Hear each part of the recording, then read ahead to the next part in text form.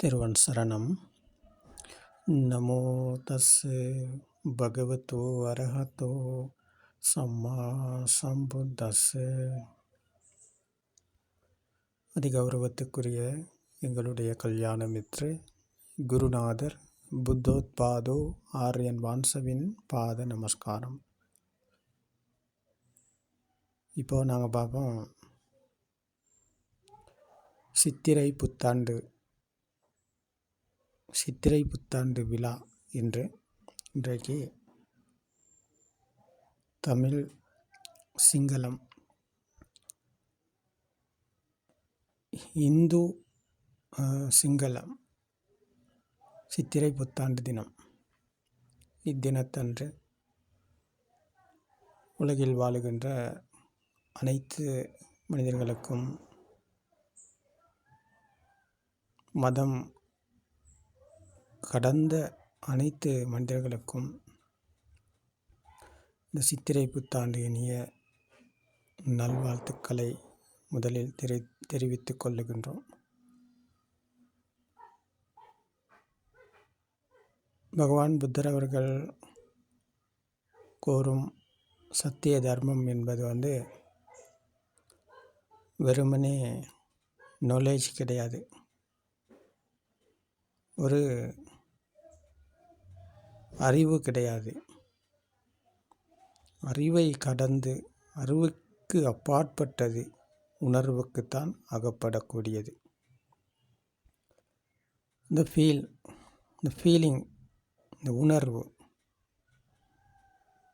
உணர்வு என்பது அறிவு கிடையாது. இப்போ நாங்கள் பார்க்குறோம், இன்றைக்கி படித்த மேதைகள் இருக்கிறாங்க, பண்டிதர்கள், அறிவாளிகள் அப்படின்னு.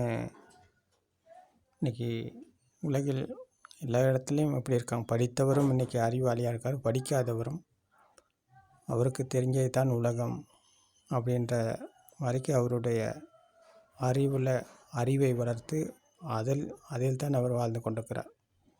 நாலேஜில், அறிவில்.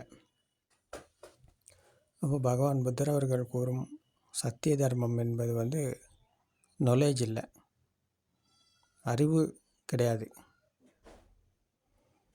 சத்திய தர்மம் என்பது ஏதும் இல்லை, ஒன்றும் இல்லை என்பதை தான் பகவான் புத்தர் அவர்கள் கூறுகிறார்கள். அது ஏதும் இல்லை, ஒன்றும் இல்லை என்பது ஒரு அறிவு அல்ல, நாலேஜ் அல்ல. அது ஒரு ஃபீல், அது ஒரு உணர்வு. அந்த உணர்வை நாங்கள் உணரணும். அது வரைக்கும் நாங்கள் இருப்பது இந்த மைண்டில், நாலேஜில் இருக்கிறவர் மைண்டில் தான் இருக்கிறார். மைண்டுக்கு இடம் கொடுத்து இந்த மைண்டில் தான் அவர் வாழ்ந்து கொண்டிருக்கிறார். எனக்கு எல்லாம் தெரியும், நான் தான் பெரியாள். இந்த கிணற்று தவளையைப் போல, கிணற்று தவளை நினைத்து கொண்டிருக்குமா, எனக்கு தான் எல்லாம் தெரியும் அப்படின்னு சொல்லி. இப்போ இதே போல தான் இந்த அறிவாளி, இந்த பட்டம் பெற்ற பட்டதாரி இந்த கிணத்து தவளையை போலத்தான் அதுக்குள்ளே அவர் வாழ்ந்து கொண்டிருக்கிறார். கிணத்து தவளையை போல அவர் சேர்த்து வைத்ததை, அவர் பிடித்து வைத்து கொண்ட அந்த உலகில் அவர் வாழ்ந்து கொண்டிருக்கிறார். அறிவில், நாலேஜில், மைண்டில். அப்போது அதை அவர் துறக்கணும். அதை எப்படி துறப்பதுன்னு பார்த்தா, இன்றைக்கி இருக்கிறாங்க துறவிகள், எல்லாத்தையும் விட்டுட்டு போயிட்டு தியானம் பண்ணி கொண்டிருக்கிறாங்க. தியானம் பண்ணிட்டா துறந்துருவோமா? மனம் சமநிலையை அடைஞ்சிட்டா, மற்ற எண்ணங்களுக்கு இடமில்லாமல் ஒரு எண்ணத்தினூடாக மனதை அமைதிப்படுத்தி வைத்து கொண்டிருந்தால் அதுதான் உண்மையான உணர்வா, ஃபீலா இதுதான் பகவான் புத்தர் அவர்கள் கூறினாரா அப்படின்னு பார்த்தா இல்லை. அதெல்லாம் சொன்னார். அதை எல்லாத்தையும் தூர தள்ளி வச்சார். அதில் இல்லை, ஒரிஜினல் இல்லை. அது டூப்ளிகேட். அது தற்காலிகமானது, கொஞ்ச நேரத்துக்கு. அப்போது ஒரிஜினல் என்ன, சத்தியம் என்ன அப்படின்னு பார்த்தா, இது 4 நிலைகளுக்கும் அப்பாற்பட்ட ஒரு சமாதி நிலை. மனம் சாந்தமான இதமான ஒரு இனிமையான சுவையோடு அவர் வீட்டிருப்பாராக இருந்தால் அங்கே இருக்கிறது இந்த சமாதி நிலை. மனம் அமைதி அடைந்த நிலை. அங்கே ஆரவாரம் இல்லாமல், போராட்டம் இல்லாத அமைதியான ஒரு இனிமையான ஒரு மன மகிழ்ச்சியான ஒரு வாழ்க்கை. அப்போ இதுக்கு நாங்கள் எங்கேயுமே போகணுன்ற அவசியம் கிடையாது. யாரையும் எதையும் விடணும் அப்படின்ற அவசியமும் இல்லை. இருக்கும் இடத்தில் இருந்து கொண்டு, செய்யும் காரியத்தில் ஈடுபட்டு கொண்டு, குடும்ப உறுப்பினராக வாழ்ந்து கொண்டு, இந்த சத்தியத்தை புரிந்து கொண்டு, மன நிம்மதியாக, மன மகிழ்ச்சியாக, மன நிறைவாக வாழ்வதற்கான வழியைத்தான் பகவான் புத்தர் அவர்கள் கூறியிருக்கிறார்கள். அது புத்த காலத்திலும் சரி, இந்த காலத்திலும் சரி பொருந்தக்கூடியதாகத்தான் இருக்கிறது. அப்போ இந்த சத்திய தர்மம் என்பது ஏதும் இல்லை, ஒன்றும் இல்லை என்றால், உருவான விதம் பற்றி நாங்கள் தெரிஞ்சு கொண்டால் தான் அப்போ உருவான விதத்திலிருந்து எங்களுக்கு மீள முடியும். அப்போ அங்கே தான் மீளல் என்பது நடக்கும். மீளல் என்பது மனதை ஒரு நிலைப்படுத்துவதில் இல்லை. அங்கே மீளல் என்பது கிடையாது. அப்போ மீளல் என்பது நடக்கும் உருவான விதம் பற்றி தெரிஞ்சு கொண்டால் தான். அப்போ அதுக்கு தான் இந்த பட்டிச்ச சமுப்பாத தர்மம், மனம் உருவான விதம், ஆன்மா உருவான விதம் பற்றி பகவான் புத்தர் அவர்கள் கூறுகிறார்கள். பிறந்தபோது தொட்டியில் இருக்கும் குழந்தைக்கு ஒன்றும் இருக்கலை, ஏதும் இருக்கலை. அப்போது அங்கே பிரபாஸ்பரம் மனம் அலைப்பாயலை, மனம் தடுமாற்றம் அடையலை. அங்கே அமைதியான சூழல், அமைதியான ஒரு ஆனந்தமான, ஒரு இனிமையான, மன மகிழ்ச்சியான ஒரு நிலை. இந்த பிஞ்சு குழந்தையின் மனம் என்பது தூய்மையானது, தண்ணீரை போல, பசுமையானது, பாலை போல, இந்த மாதிரி சொல்லலாம். அப்போது அந்த பிஞ்சு குழந்தையின் மனசில் ஏதாவது இருந்தால் அங்கே மனம் ஆரவாரத்துக்குள்ளாகுது, மனம் அமைதியை இழக்குது. அப்போது மனம் அமைதியை இழக்குது என்றால் அங்கே இருப்பது என்னென்னா நாலேஜ், அறிவு. இந்த அமைதி இல்லாமல் போனதுக்கு காரணம் நாலேஜ், அறிவு. அப்போது நம்ம நாலேஜிலேருந்து, அறிவிலேருந்து, இந்த மைண்டிலேருந்து மீண்டுட்டோம் சொன்னால், விடுதலை பெற்றுட்டோம் சொன்னால், அப்போ அந்த பிறந்த பிஞ்சு குழந்தையை போல் பிரபாஸ்பரமான ஒரு மனநிலை, தூய்மையான ஒரு இனிமையான ஒரு மனநிலை. அப்போது அங்கே ஏதும் இல்லை, ஒன்றும் இல்லை. பிஞ்சு குழந்தைக்கு ஒன்றும் இருக்கலை, எதுவுமே இருக்கலை. அப்போ எப்படி இந்த குழந்தையின் மனதில் எல்லாம் உருவானுச்சு என்பதைத்தான் இந்த பட்டிச்ச சமுப்பாதத்தில் பகவான் புத்தர் அவர்கள் போதிக்கிறார். பிறந்த நிலைக்கு சென்று பார்த்தா தான் புரியும். இதான் புப்பே நிவாசானுசதி ஞானம். முதலில் மனம் எப்படி உருவானது என்பதை பார்க்கும் ஞானத்துக்கு பெயர் தான் புப்பே நிவாசானுசதி ஞானம். அப்போ அதை விமர்சித்து பார்ப்பவருக்கு தான் இதை புரியும். நாங்களும் பிறந்த நிலைக்கு சென்று பார்க்க வேண்டியிருக்கு. பார்த்தீங்கன்னு சொன்னால் உங்களுக்கு புரியும் இதன் உண்மை கதை. இப்போ நீங்களும் தொட்டியில் இருந்தீங்க, தாயின் வயிற்றிலிருந்து வெளியில் தொட்டிக்கும் வந்தீங்க. தொட்டியில் இருக்கும்போது உங்களுக்கு அம்மா இருக்கலை, அப்பா இருக்கலை, வீடு இருக்கலை, பணம் இருக்கலை, சொந்தம் பந்தம், ஒட்டு உறவு அப்படின்னு சொல்லி ஒன்றுமே இருக்கலை. நீங்கள் யாருன்னே உங்களுக்கு தெரியாது. நீங்கள் ஒரு ஆணா, நீங்கள் ஒரு பெண்ணா என்பது கூட உங்களுக்கு தெரியாது. நீங்கள் ரஜினியா, நீங்கள் கமலா, நீங்கள் விஜயா, நீங்கள் அஜித்தா அப்படி ஒருத்தர் அங்கே இருந்தாரா? அப்படி ஒருத்தர் அங்கே கிடையாது. அப்போது இது எல்லாமே உருவானது தான் நாலேஜில் போட்டுக்கொண்டது. போட்டுக்கொண்டதில் உண்மை இல்லை என்ற சத்தியத்தை காணாத வரைக்கும் அவர் இருப்பது அந்த மைண்டில், நாலேஜில், அறிவுக்குள்ள. இப்போ நான் தான் அஜித்து, நான் தான் கமல், நான் பெரிய ஹீரோ, என்னை விட பெரிய ஆளுங்க யாரும் இல்லை அப்படின்ற ஒரு நினப்பில் தான் எல்லாமே இன்றைக்கி வாழ்ந்து கொண்டிருக்கிறாங்க. சாதாரண ஒரு குடும்பத்து மனிதனும் சரி, படித்து பெரிய பட்டதாரியாக இருந்தாலும் சரி, எல்லாருமே இப்படி தான் வாழ்ந்து கொண்டிருக்காங்க. அந்த மைண்டில் தான் இருக்கிறாங்க. அப்போ மைண்டு எப்படி எங்கே ஆரம்பித்து எப்படி உருவானிச்சின்னு பார்த்தா தான் அந்த கதை உங்களுக்கு நல்லா புரியும். அப்போது குழந்தையின் மனசில் ஒன்றும் இருக்கலை, அங்கே பிரபாஸ்பரம் தூய்மையான நிலை என்றால், அப்போ இங்கே எப்படி உருவானிச்சின்னு பார்த்தா சத்தமும் வர்ணமும், அதாவது பெயரும் உருவமும், இதான் நாம ரூப என்று பகவான் புத்தர் அவர்கள் பாலி மொழியில் கூறினார். அதை நாங்கள் இலகுப்படுத்திட்டு அந்த தமிழில் நாங்கள் இதை பேசும்போது சத்தம் வர்ணம் என்பதை உங்களுக்கு இலகுவாகுவதற்காக, இதை லேசாக புரிஞ்சு கொள்றதுக்காக இதை நாங்கள் அதை இன்னும் இலகுப்படுத்தி சொல்கிறோம், லேசாகணுன்றதுக்காக. இப்போ நாம ரூப, நாம என்பது சத்தம், ரூப என்பது உருவம், பெயர். பெயரும் உருவமும் இணைந்தது தான் அம்மா. அந்த இணைப்பு தான் அம்மா வெளியில் இருக்கிறார் என்ற ஒரு உணர்வு அந்த குழந்தையின் மனசில் பிறஞ்சி உருவானிச்சு. அந்த உணர்வுக்கு பெயர் தான் மனம் உருவான விதம். அங்கே தான் ஆன்மா உருவாது. அந்த ஆன்மா என்ற திருஷ்டிக்குள்ளே தான் குழந்தை அங்கே பிறக்கிறது. கண்களுக்கு வர்ணம், உருவம், காதுக்கு சத்தம், பெயர். இந்த பெயரும் உருவமும் இணையும் போது ஒரு பவர் உருவானிச்சு. அந்த பவர் அந்த அதிர்வை கொடுத்தது. இந்த அதிர்வு ஒரு அதிர்வு பிறஞ்சிங்க. சம்பந்தமில்லாத இரண்டு ஒன்றாக இணைஞ்சிச்சின்னு சொன்னால் ஒரு அதிர்வு பிறக்கும் என்று பகவான் புத்தர் அவர்கள் இந்த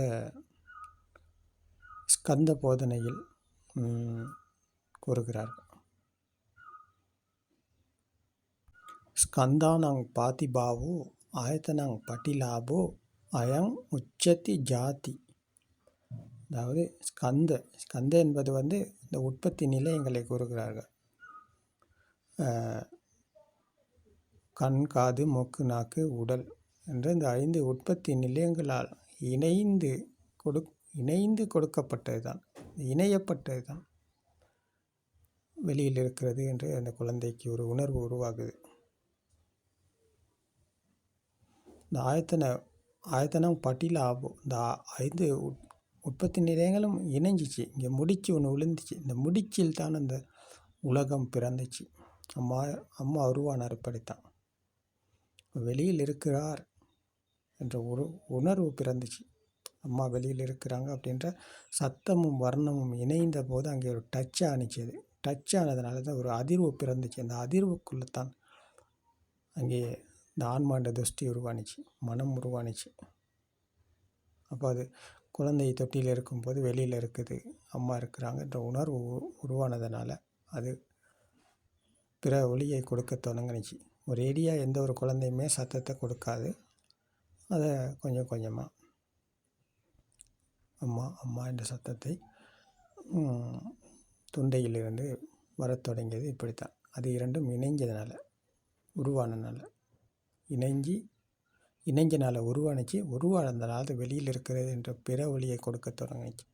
இதுவே மம்மி என்று கொடுத்திருந்தால் அந்த குழந்தை மனசில் மம்மி என்றது பதிஞ்சிருக்கும். அப்போ மம்மி என்ற சத்தம் தான் அந்த குழந்தை கொடுக்கும். அதே போல் மதர் என்ற சத்தத்தை கொடுத்திருந்தால் கண்களுக்கு தெரிந்ததும் காதுக்கு இணைந்ததும் இரண்டும் இணைந்த மதர் தான் அப்போ அந்த குழந்தையின் வாயிலிருந்து வெளியில் வரும், தொண்டையிலிருந்து வெளியில் வரும்.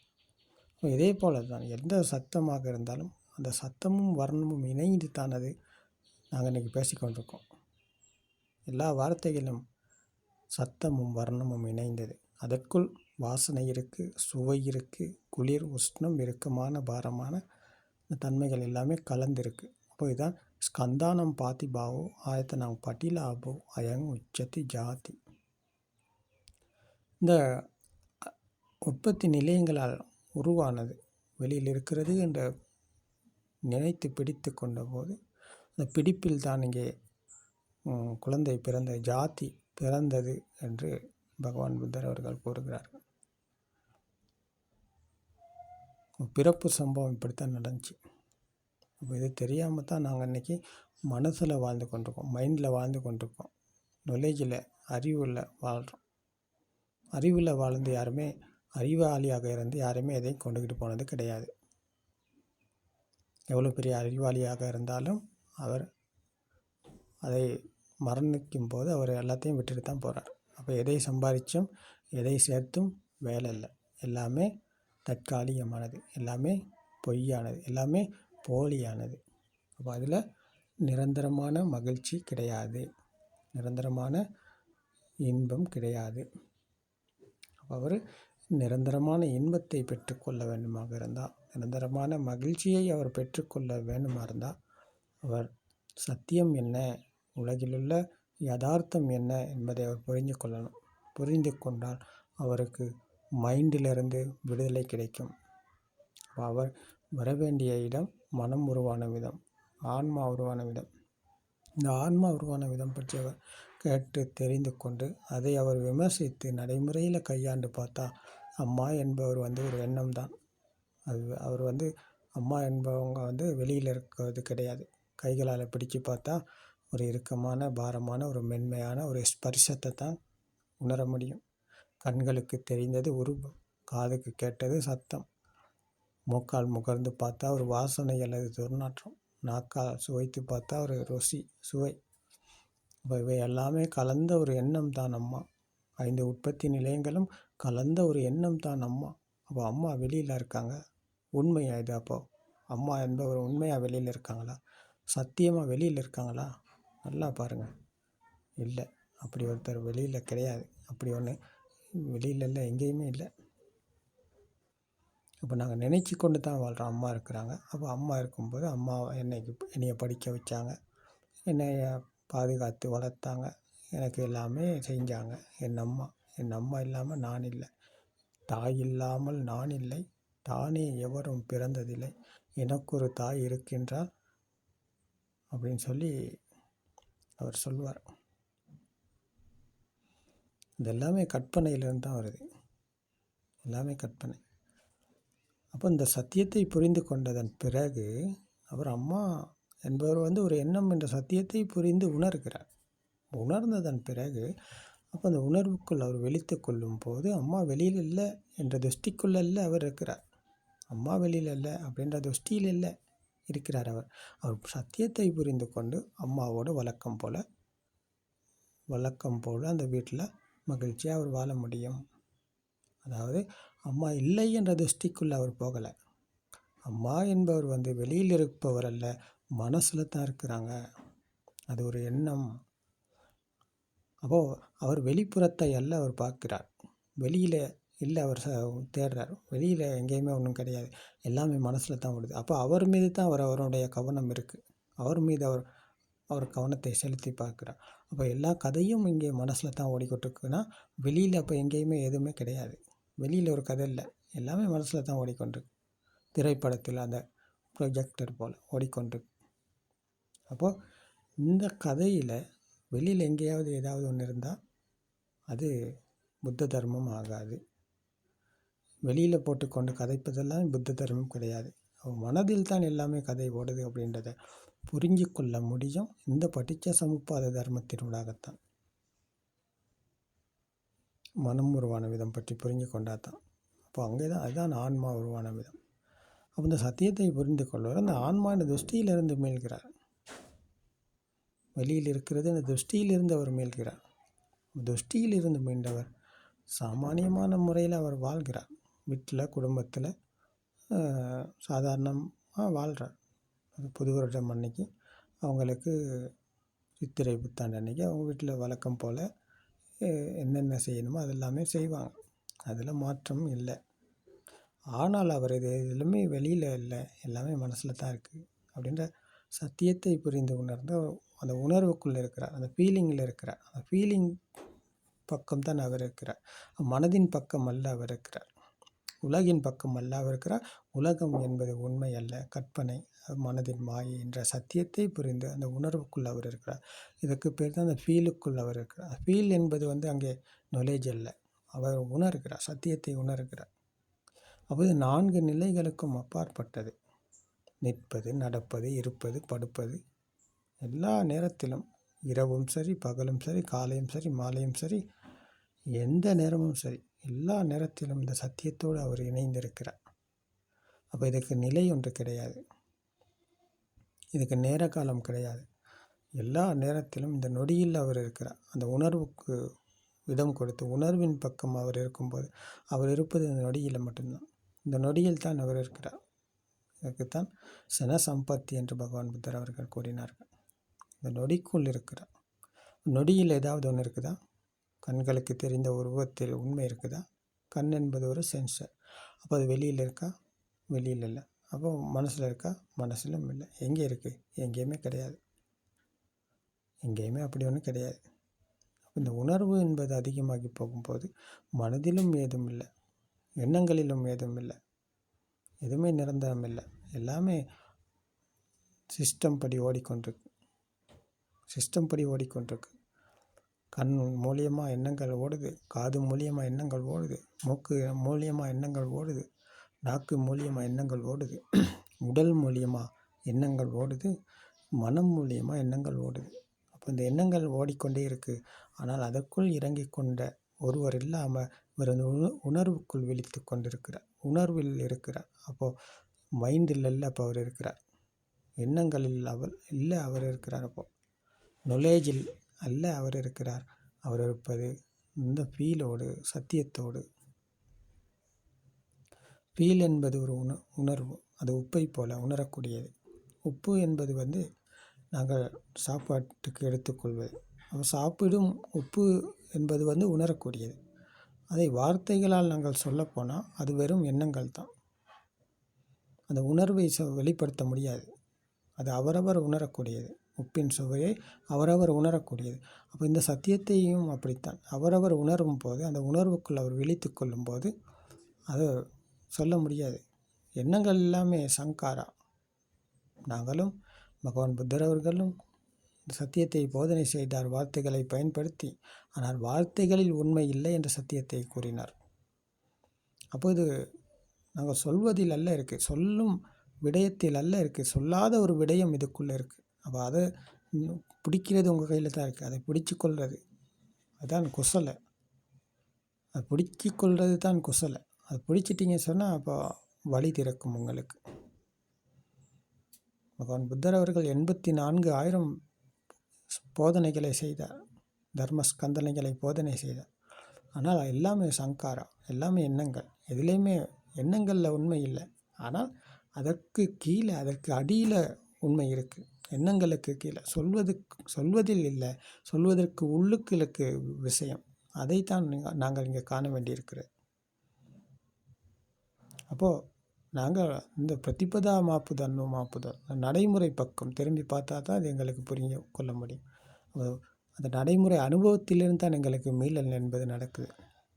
அந்த அனுபவபூர்வமான விடயத்தை தான் நாங்கள் கல்யாண மிச்சவிடம் கதைக்க வேண்டியிருக்கிறது. கேள்விகள் வரும்போது, பிரச்சனைகள் எழும்போது அதை பேசி கிளியர் பண்ணிக்கணும். அப்போது எங்களுக்கு மீளல் என்பது நடக்கும். அப்போது மீளலில் விடுதலை பெற்று சாமானியமான எளிமையான ஒரு வாழ்க்கையை வாழ முடியும். குடும்பத்து வாழ்க்கையில் ஒரு தகப்பனாக இருக்கலாம், தாயாக இருக்கலாம், குழந்தையாக இருக்கலாம், வயசு போன தாத்தா பாட்டியாக இருக்கலாம், வயது எல்லை கிடையாது. யாராக இருந்தாலும் இந்த சத்தியத்தை புரிந்து கொண்டு சாமானியமான ஒரு எளிமையான அந்த குழந்தைகளை போல, ஏதுமில்லை ஒன்றும் இல்லை என்ற சத்தியத்தை புரிந்து உணர்ந்து அந்த குழந்தையை போல, தொட்டியில் இருந்த குழந்தைக்கு ஒன்றும் இருக்கலை, ஏதும் இருக்கலை. அப்போது இவர் அந்த நிலைக்குத்தான் சென்றிருக்கிறார். தொட்டியில் இருக்கும் குழந்தை நிலையை இவர் கையாளுகிறார். அங்கே ஏதும் இல்லை, ஒன்றும் இல்லை. ஆனால் இது புரிதல். இதுதான் சங்கித்ய நிபிதா, புரிதலில் மீள்வது. புரிதலில் அவர் மீண்டிருக்கிறார். உலகில் ஏதும் இல்லை என்ற துஷ்டியில் அவர் இருக்கிறார். எல்லாமே எண்ணங்கள் என்ற சத்தியத்தை உணர்ந்த அந்த உணர்வுக்குள் அவர் இருக்கிறார். அப்போது உலகில் சாமானியமான முறையில் தான் அவர் வாழ்வார். வீட்டில் தாய் தகப்பனோட எப்படி நடந்து கொள்ளணுமோ அவர் அப்படி அதே போல தான் நடந்து கொள்வார். அவங்களுக்கு எந்த ஒரு குறையுமே இவர் வைக்க மாட்டார். ஏன்னா இவர் மகா புருஷர். இவர் மற்றவர் மீது இரக்கம் காட்டுவாரே தவிர, மற்றவர் மீது இவருக்கு கருணை வருமே தவிர, யார் மீதும் யாரோடும் இவர் போட்டி போடவோ பொறாமைப்படவோ கள்ளத்தனம் செய்யவோ கப்படித்தனம் செய்யவோ இவரிடமிருந்து யாருக்கும் எந்த ஒரு தீங்குமே நடக்காது. இவரிடமிருந்து எல்லாத்துக்குமே நன்மை தான் நடக்கும். ஒரு வார்த்தையாக இருந்தாலும் அது அவருக்கு மற்றவரின் நன்மைக்காகத்தான் இவர் பேசுவாரே தவிர, இல்லாட்டி அங்கே மௌனமாக இருப்பார் இவர். அதுதான் சத்தியத்தை புரிந்து கொண்டவரின் சுபாவம்.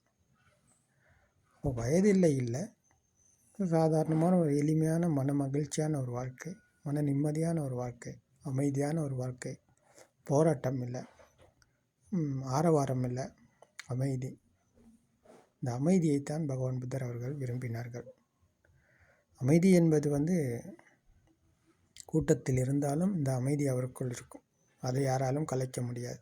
1000 பேர் இருந்தாலும் அந்த அமைதியில் அவர் இருப்பார். அதுதான் இந்த நொடியில் இருப்பது என்பது. இந்த நொடிக்குள் விழித்து கொண்ட சுபாவத்தின் தன்மை அங்கே தான் இருக்கிறது. அப்போ இது காட்டுக்கு போயிட்டு தான் அமைதியாக இருக்கணும் என்பது அது புத்த தர்மம் அல்ல.